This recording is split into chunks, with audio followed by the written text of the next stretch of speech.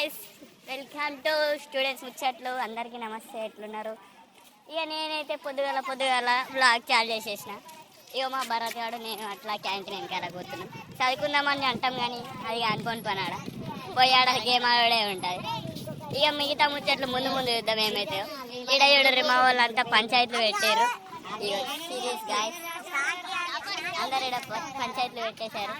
ఒక్కోళ్ళకి కూడా చదవమన్న జ్ఞానం అయితే లేదు కానీ ఇప్పుడే అరేంజ్ ఆడేమంటాడు, క్రికెట్ ఆడదామంటాడు, ఈడేమో ఫ్రీ ఫైర్ ఆడదామంటాడు.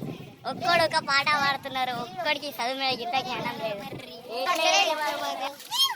అందుకే చదవమంటున్నారా? మీరు ఎట్లా చేస్తారేమో.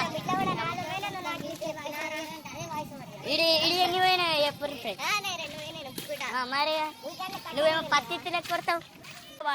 మళ్ళా వచ్చేసినాం మేము ముచ్చట్లు పట్టుకోనికి. ఇప్పుడు చూద్దాం మనలో ఒక్కొక్కడు ఏమేమి చేస్తున్నారో మంచిగా చూపిస్తాం మీ అందరికి. చూసేద్దాం.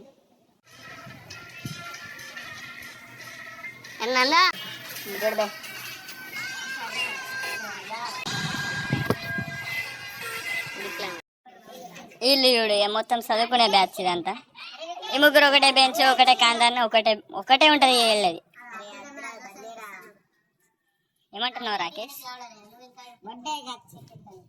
వీళ్ళంతా చదువుకునే బ్యాచ్. వీళ్ళని మేము డిస్టర్బ్ చేయం, మంచోళ్ళు. వీళ్ళు ముగ్గురు చూడు, వీళ్ళు ముగ్గురు అలాగుంటుంది. ఇక